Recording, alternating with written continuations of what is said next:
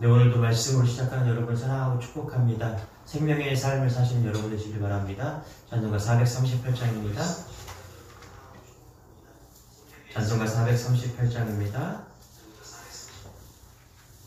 내 영혼이 은총 입어 중한 죄짐 벗고 보니 슬픔 많은 이 세상도 천국으로 와도다. 할렐루야 찬양하세. 내 모든 죄 사함받고 주 예수와 동행하니 그 어디나 하늘나라. 주의 얼굴 뵙기 전에 멀리 뵈던 하늘나라. 내 맘속에 이루어지니 날로 날로 가깝도다. 할렐루야 찬양하세. 내 모든 죄 사함받고 주 예수와 동행하니 그 어디나 하늘나라. 높은 산이 거친 들이 조막이나 궁궐이나 내 주 예수 모신 곳이 그 어디나 하늘나라. 할렐루야 찬양하세. 내 모든 죄 사함받고 주 예수와 동행하니 그 어디나 하늘나라. 네, 오늘 말씀은 마태복음 28장 23절에서 34절 말씀입니다. 마태복음 8장 23절에서 34절 말씀 교독하도록 하겠습니다. 마태복음 8장 23절에서 34절 말씀. 배에 오르심에 제자들이 따랐더니 바다에 큰 물이 일어나 배가 물결에 덮이게 되었으되 예수께서는 주무시는지라. 그 제자들이 나와 깨우며 이르되 주여 구원하소서 우리가 죽겠나이다.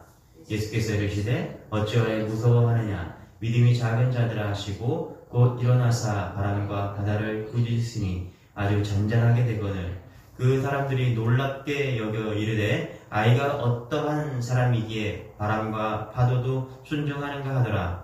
또 예수께서 건너편 가다라 지방에 가심에 귀신 들린 자들이 무덤 사이에서 나와 예수를 만나니 그들은 몹시 사나워 아무도 그 길로 지나갈 수 없을 지경이더라. 이에 그들이 소리질러 이르되 하나님의 아들이여 우리가 당신과 무슨 상관이 있나이까. 때가 이르기 전에 우리를 괴롭게 하려고 여기 오셨나이까 하더니 마침 멀리 더 많은 돼지떼가 먹고 있는지라. 귀신들이 예수께 간구하여 이르되 많은 우리를 쫓아내시려면 돼지떼 들여 보내 주소서 하니 그들에게 가라 하시니 귀신들이 나와서 돼지에게로 들어가는지라. 온 떼가 비탈로 내달리야 바다에 들어가서 물에서 물사하거늘 쉬던 자들이 달아나 시내에 들어가 이 모든 일과 귀신 들린 자의 일을 고하니 온 시내가 예수를 만나려고 나가서 보고 그 지방에서 떠나시기를 간구하더라. 오늘 본문 함께 읽은 본문 말씀은 예수님을 따라 함께 배에 오른 제자들의 모습이 시작됩니다. 그들이 지나는 갈릴리 호수는 바다로 불릴 정도로 굉장히 큰 면적을 가지고 있었는데요.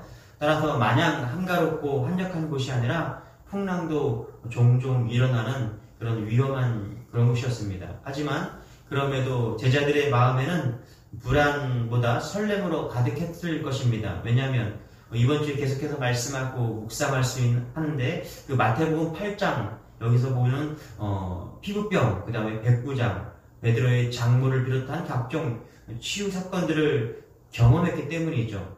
그 생생한 기적의 현장에 있었던 제자들은 자신들의 일생을 걸고 따른 예수님의 능력에 심취하였습니다. 따라서 비록 지금 고된 날이 나날이 이어지지만 언젠가 예수님께서 예루살렘의 왕이 되셨을 때 충분히 보상을 받을 거라 기대했을 것입니다. 그런 제자들, 그런 예수님을 따르는 그런 제자들, 그들이 오늘 부푼 꿈을 품고 예수님을 따라 배를 타게 된 것이죠. 그러나 그런 부푼 가슴을 여지없이 무너뜨리는 상황이 펼쳐집니다. 24절입니다. 같이 한번 읽어보기 시작. 바다에 큰 울이 일어나 배가 물결에 덮이게 되었으되 예수께서는 주무시는지라. 자, 24절에 기록된 바와 같이 바로 호수에 불어닥친 큰 놀입니다. 놀. 자, 제자들 중에 대부분이 어떤 사람들이에요? 어부 출신이에요.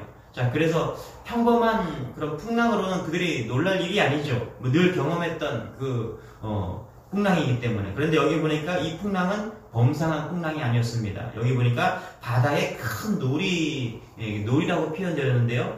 이 놀은 헬라어 단어로 다른 본문에서는 지진으로 이렇게 번역되었습니다. 그러니까 마치 지진으로 인해서 거세게 흔들리는 것 같은 그런 물결로 인해서 제자들이 얼마나 공포에 휩싸였는지 짐작할 수 있는 것이죠. 그런데 그 혹독한 자연현상보다 더 그들이 답답하고 놀라는 것이 있습니다. 그것은 뭡니까? 바로 그 혼돈스러운 상황에서도 태연히 잠들어 계신 예수님, 그 예수님 때문에 답답해하고 있는 것이죠. 주님께서는 지금 제자들의 두려움에는 아랑곳 상관없이 배 한쪽에서 깊은 잠에 계셨습니다. 피곤해서 그렇겠죠? 자, 그런 예수님을 바라보는 그들의 마음은 어떠했을까요? 여러분, 우리도 마찬가지로 제자들처럼 주님을 바라볼 때 실망스러운 눈길로 바라본 적이 있지 않습니까?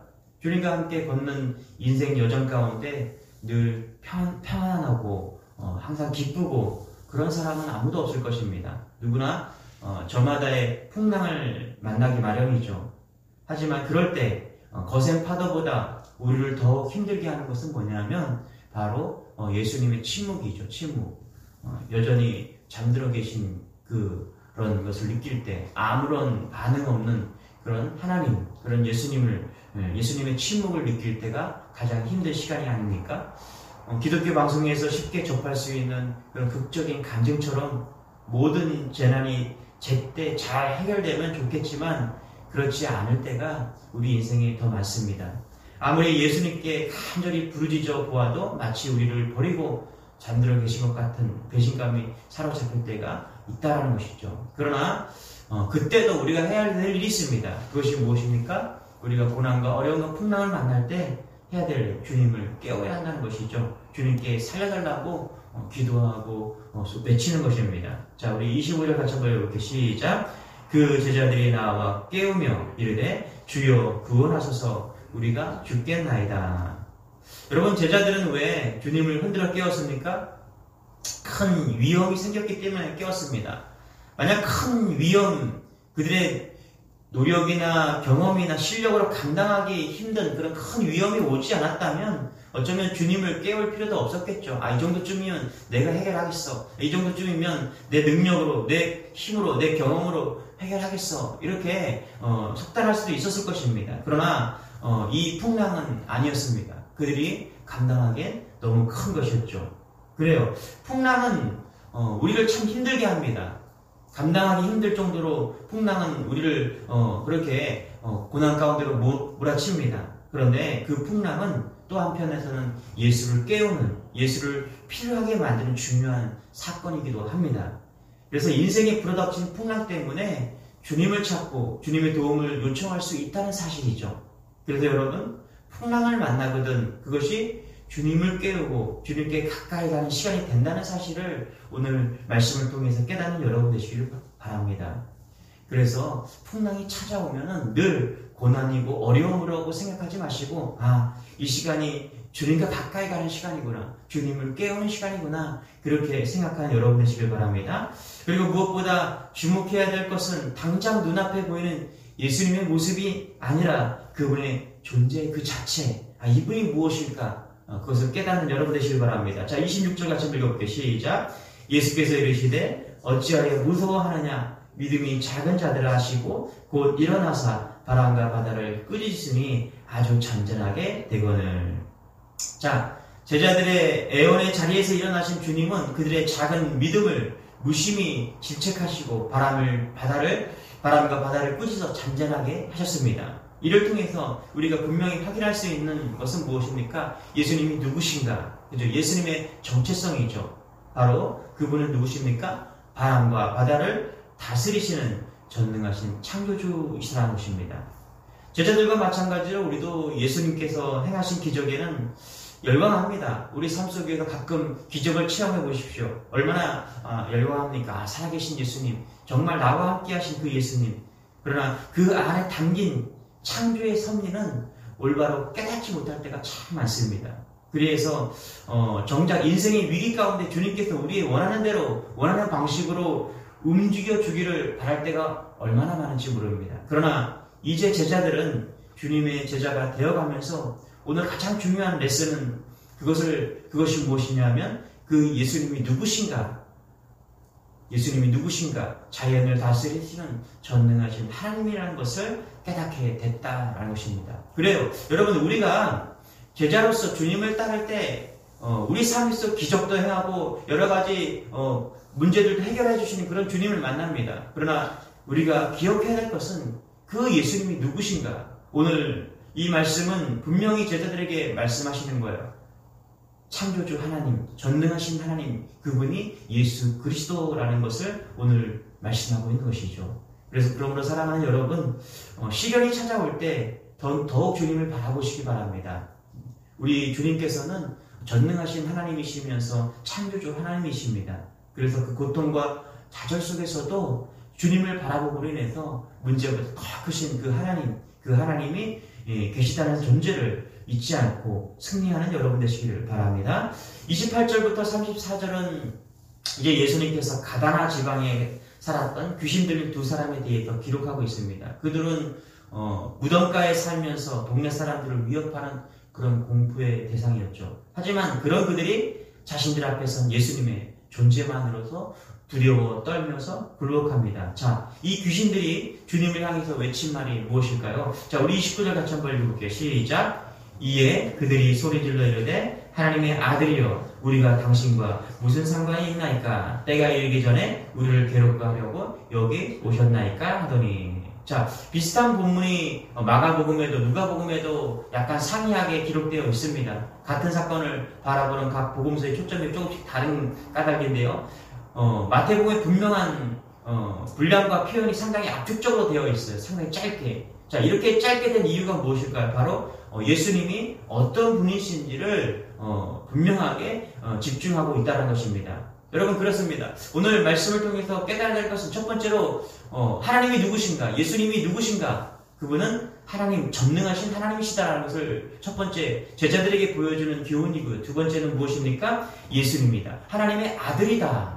예수 그리스도는 하나님의 아들이다. 이것을 오늘 보여주고 있는 것이죠. 보세요. 예수님께서는 귀신들도 인정하고 굴복하는 하나님의 아들인 것을 지금 명확하게 제자들에게 가르치고 있다는 것입니다. 이것은 주님을 단지 귀신을 쫓아내는 그런 능력자다, 능력이 있는 기적을 행하시는 분이시다라는 것을 뛰어넘는 그런 모습입니다. 예수님이 누구신가? 하나님의 아들이시다. 창조주이면서도 하나님의 아들이시다라는 것을 이 제자들에게 오늘 보여주고 있다는 것입니다. 그래요, 여러분. 우리는 오늘을 살면서 저마다 겪는 삶의 어려움 속에 어려움들을 헤쳐나가기 위해서 복음서에 기록된 예수님의 놀랍고 신비한 기적이 눈앞에 일어나기를 바라는 것은 너무나 당연한 일일 거예요. 하지만 그보다 중요한 것은 뭐냐면 우리가 예수님이 누구신가를 정확히 아는 것이죠. 즉, 이 땅에서 주님께서 보내신 행동보다 그분의 정체성에 대해서 더욱 집중할 필요가 있다는 것입니다.